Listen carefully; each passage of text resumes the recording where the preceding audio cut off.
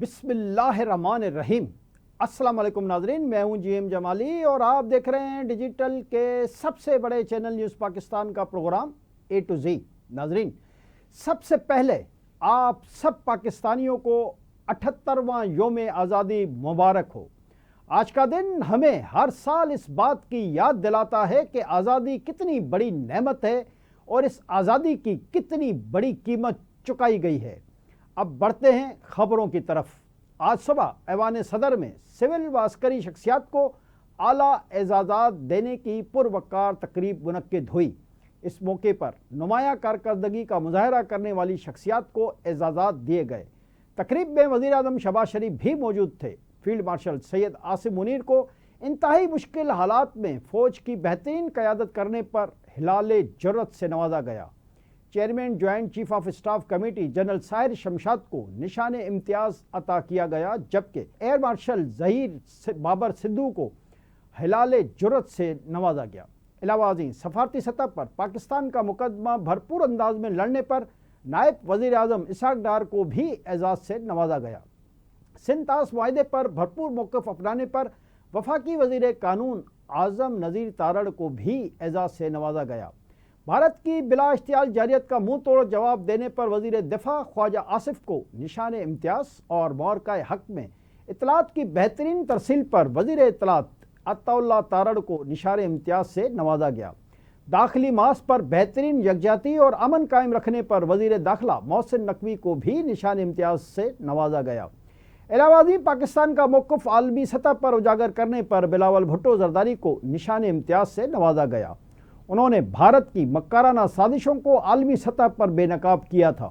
قومی اتفاق رائے اور سیاسی ہم آہنگی قائم کرنے میں اہم کردار پر معاون خصوصی رانا ثناء اللہ کو بھی نشان امتیاز دیا گیا۔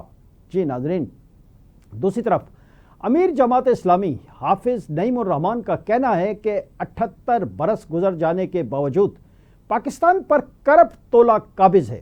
حافظ نعیم الرحمن نے قوم کو یوم آزادی کی مبارک دیتے ہوئے کہا کہ اللہ تعالیٰ پاکستان اور اس کے عوام کو آزادی کے حقیقی مقاصد سے روشناس کرے۔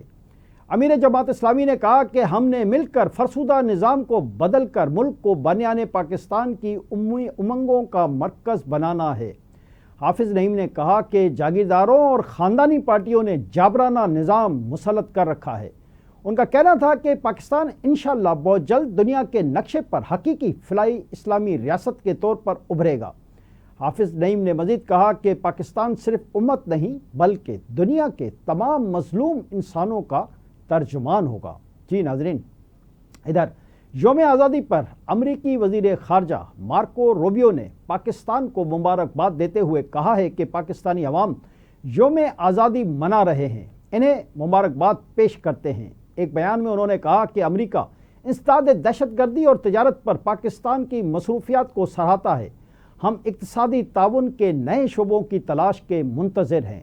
مارک روبیو کا کہنا تھا کہ ان میں اہم معدنیات، ہائیڈرو کاربن اور کاروباری شراکت داری شامل ہیں۔ انہوں نے کہا کہ اس سے امریکیوں اور پاکستانیوں کے لیے ایک خوشحال مستقبل کو فروغ ملے گا۔ جی ناظرین، آج کافی عرصے کے بعد چودھری پرویز الہی نے زبان بندی ختم کر کے بات کی ہے۔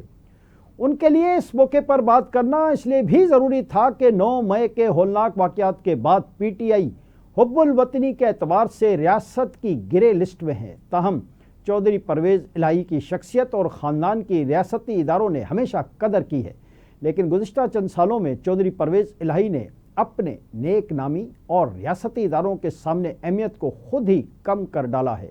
بہرکیف آج یوم آزادی کے موقع پر پاکستان تحریک انصاف کے رہنما چودھری پرویز الہی نے کہا ہے کہ آج بھارت کے مسلمانوں سے پوچھیں کہ آزادی کتنی بڑی نعمت ہے۔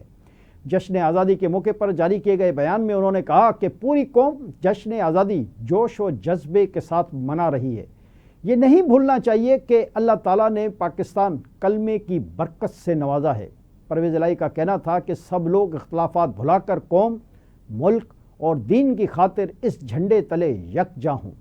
شہیدوں کی قربانی کو یاد رکھیں جنہوں نے قیام پاکستان پر اپنی جانوں کا نذرانہ پیش کیا۔ انہوں نے کہا کہ آزادی پر اللہ تعالیٰ کا جتنا شکر ادا کریں کم ہے۔ یہی 14 اگست کا پیغام اور اصل روح ہے۔ دعا کریں کہ معیشت، جنگ یا کرپشن کے خلاف ہر محاذ پر سب اکٹھے ہو جائیں۔ اس ملک نے انشاءاللہ بہت آگے بڑھنا ہے اور ترقی کرنی ہے۔ ان کا کہنا تھا کہ نوجوانوں کو خاص طور پر خراج تحسین پیش کرتا ہوں، وہ بڑی سوچ سمجھ رکھنے والے ہیں۔ مجھے پوری امید ہے کہ انشاءاللہ نوجوان ہی پاکستان کو آگے لے کر جائیں گے۔ دوسری جانب نائب وزیر اعظم اسحاق ڈار نے جشن آزادی کے موقع پر پاکستان زندہ باد کا نعرہ بلند کرتے ہوئے پوری قوم کو یوم آزادی کی دلی مبارکباد پیش کی اور کہا کہ ہم سب کے آباء و اجداد کو خراج عقیدت، جن کی قربانیوں سے پاکستان وجود میں آیا۔ یوم آزادی کے موقع پر اپنے بیان میں انہوں نے کہا کہ جب تک لا الہ الا اللہ محمد الرسول اللہ صلی اللہ علیہ وسلم کے پرچم تلے ہم متحد ہیں، کوئی ہمیں شکست نہیں دے سکتا۔ آزادی کے تحفظ کے لیے سرحدوں کا دفاع، سچائی، انصاف، وقار کے اصولوں کو برقرار رکھنا ضروری ہے۔ وزیر خارجہ کا کہنا ہے کہ ہماری خارجہ پالیسی پاکستان کو ایک ذمہ دار، امن پسند ملک کے طور پر پیش کرتی رہے گی۔ ہماری خارجہ پالیسی شراکت داری، مکالمے کے ذریعے تنازعات حل کرنے میں کردار ادا کر رہی ہے۔